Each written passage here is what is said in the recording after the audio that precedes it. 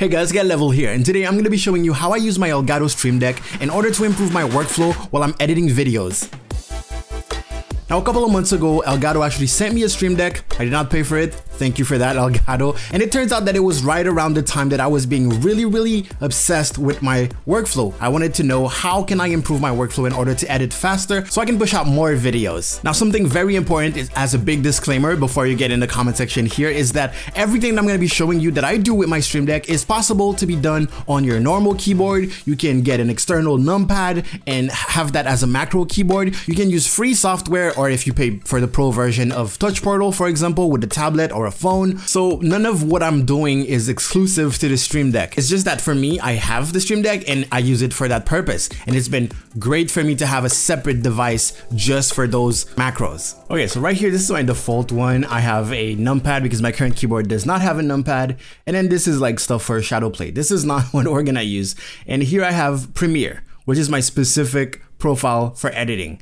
If you like the way those buttons look, those icons, I should say, I have a video on how you can get them for free and how you can customize them yourself to make whatever buttons you want. Now, the first thing that I absolutely wanted to have is a profile that would allow me to rest my hand on the Stream Deck so I can just press the buttons easily without even thinking about it, and definitely without looking at the Stream Deck. Personally, I think this is the huge advantage that the Stream Deck has over software such as Touch Portal or even hardware such as the Loop Deck. Those use touch screens, and the problem with touch screens is that if I'm not looking, I can accidentally press on things easily. Whereas for the Stream Deck, I can just feel the button before pressing it. So this is how I usually have my hands when I'm editing. My mouse is right here. Well, push it a little bit. My mouse is on the right side here, my keyboard is here, and then my Stream Deck is here. So I can just move my hands from the keyboard to the Stream Deck without even looking. And I can easily move my fingers to the corner in order to know which buttons I am currently on. I will go through them in order, but the most important button is the bottom right here. And this is actually just the space bar. That is the placement that allows me to be relaxed at rest when I'm editing. Talking about my hands. As you can see here, if my hand is on the keyboard, or even when you're playing video games, your thumb is going to be on the spacebar. So no matter what happens, I am so used to pressing spacebar with my thumb that I didn't want to miss that. So I can just put my thumb on the Stream Deck and then my fingers do the rest. And I can pause, play. All right, now let's talk about the actual buttons. Now, top right, I wanted the three first buttons to be what I call the 3-finger editing mode. If you want to learn some more about workflow and stuff like that, 2-finger editing, 3-finger editing, those are my terms. Go watch my video on the subject. I believe it's quite informative if you're trying to improve your workflow. But basically, this is basic cut, so the cut tool. This is the select tool, or the move tool if you wish. And this is the ripple delete. If you're editing one single clip, for example, and let's say that here, for example, there's a little bit of dead air, I can press the cut, place another cut, press select my clip, and then press the ripple delete. Ripple delete means it's gonna delete the clip, and it will also get rid of the empty space, bringing the next clip to that edit. Boom. Okay? Actually, I lied. I can't go in order, otherwise it's not gonna make sense. So, my resting position for 3-finger editing is this. So my 3 fingers are on the 3 buttons up top, and then my thumb is gonna be on the space bar. So I can do this, I can go here, press it, and then if I wanna cut, I can boom, select, delete, and then press space bar again. Okay? Now, this is not the method that I use the most. I wanted to have it because the ripple delete is very important, and the select tool too. I don't really use the cut. I don't do 3-finger editing anymore. I mostly do 2-finger editing, which is the next thing. This button right here is add edit. This is a button that will cut depending on where the playhead is. So instead of, going cut with your mouse, move away here, you can go ahead and press add edit. And wherever the playhead is, it's going to do it. And then the button right next to it, if we're doing, 2-finger edits, is going to be, oh, there it is, ripple trim previous edit to playhead. Basically what that does is that after you added an edit, you put the playhead at the end of where you want that to be deleted, basically, and then you press it, and then you're good. For example, we can see this little chunk here, right? Let's say I want to delete this chunk. Instead of doing, razor tool and then click, select, ripple delete, I can press my add edit tool and then go here, then press that second button for that 2-finger edit. And then it does all the work already. It basically is a mix of the cut and the ripple delete. That's all you need to know. So you don't have to select the middle clip and delete it. All right, that means that 2-finger edit, I can do it with my thumb on the spacebar once again, and just my 2 fingers on those 2 buttons. Those are the buttons that I press the most. Okay, this is how I edit most of my videos. It's just those 3 buttons. It's really not complicated at all.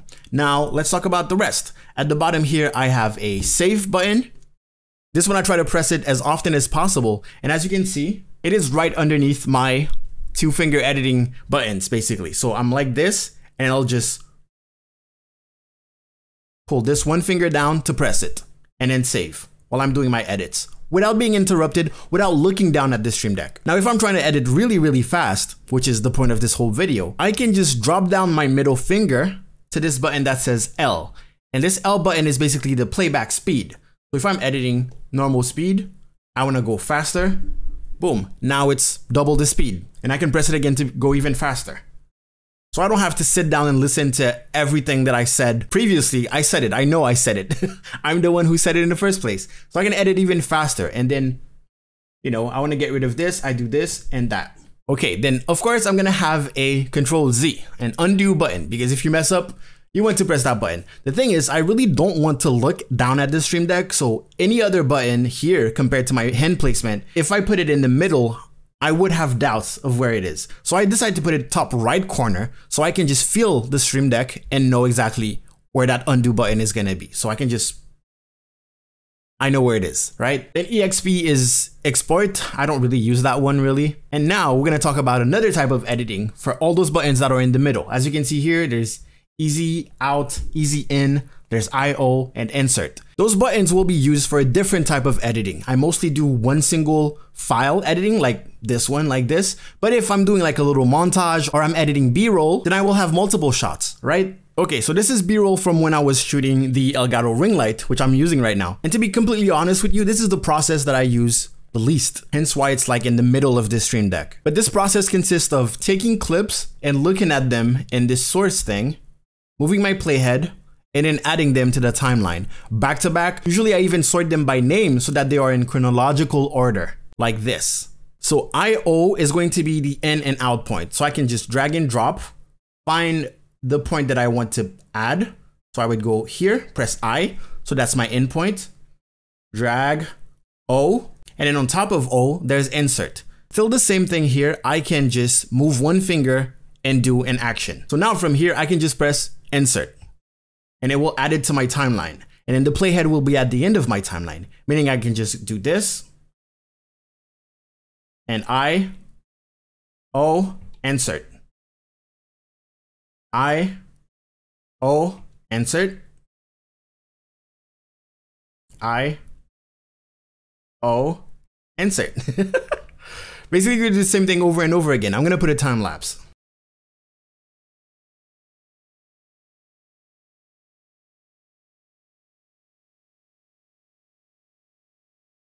And just like that, all the B-roll is edited. So if I play it back,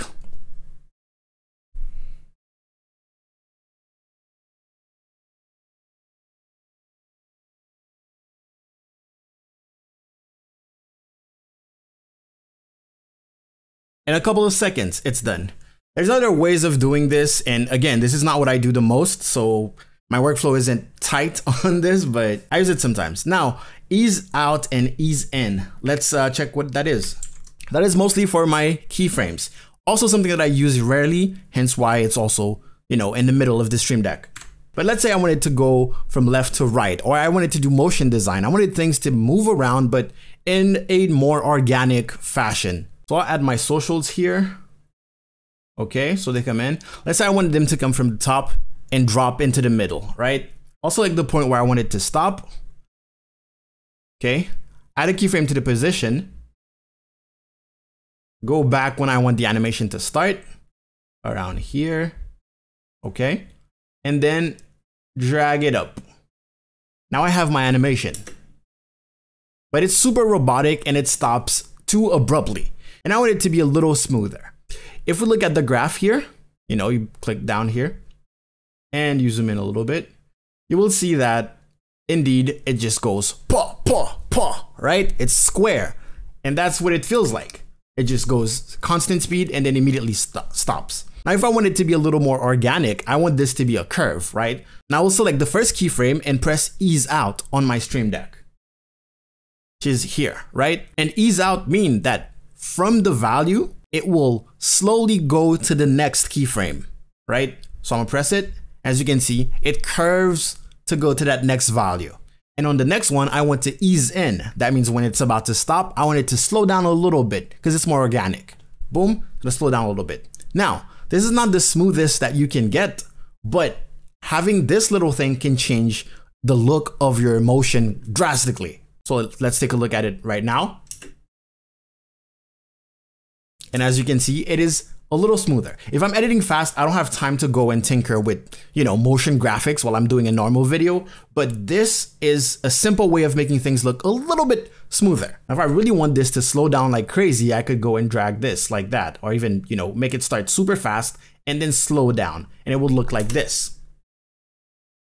Now that's smooth. I haven't figured out how to, have that on the Stream Deck yet, but basically this is the principle. And of course, when I'm done, I'm gonna select the timeline here and I can press EXP, which is export, and it will Control M, export to media, and open this dialog box where I can save my actual video. Now this is definitely my current workflow, but that definitely means that I will still be working on it in order for it to be perfect. My big question for myself is, what would I do if I had the Stream Deck XL? Would it be more useful knowing that this one is basically fits in the palm of my hand, so I can easily find the buttons without looking at it? Or would I actually benefit from having more buttons? Maybe different hand placements for different types of editing. You can see we went from editing one single file to multiple video files. By the way, talking about multiple video files, as you can see, the workflow right now is to drag and drop or, double click on each file before I can preview it to put my in and out points. And I believe that there's a way that you can add a macro that does multiple actions that selects that window, press down on the keyboard so it selects the next clip, double clicks on it, which brings it to the preview, and then you can select your in and out points. I need to work on that. But anyways, this is my current Stream Deck setup for editing. Fun fact, I mostly use my Stream Deck in order to edit. Way more often than I use it to stream. I actually don't really use it to stream at all. I can show you my current streaming setup. This is OBS for recording. And this is Streamlabs OBS. I really don't use it for streaming. By the way, those are actually animated. If you want to know how to make animated icons, or if you want to watch more videos about the Stream Deck and stuff like that, check out my channel. I have a bunch of them. And if you have any questions about the Stream Deck, please let me know in the comment section below. Do you use the Stream Deck in order to edit your videos? I would love to see your actual profile, so take a screenshot, post it on Twitter, and then tag me in the tweet. That being said, if you guys are looking for some dope overlays to make your Twitch channel look good, it's over at gumroad.com/gallevel. Post a bunch of them. Most of them are actually completely free, and then the rest is very, very, very affordable. So please check them out. Check out the links in the description. There's a bunch of information in there, like my social, like the gear that I use if you want links for that. I just realized my C920 is in the shot. And if you look top right, YouTube should be showing you what they think is the best video for you to watch next. And at the bottom of it, it should show you my most recent video. So go check it out and keep learning. That being said, I will see you guys next time. Thank you so much for watching my video. Go out there, make me proud. Gallevel out.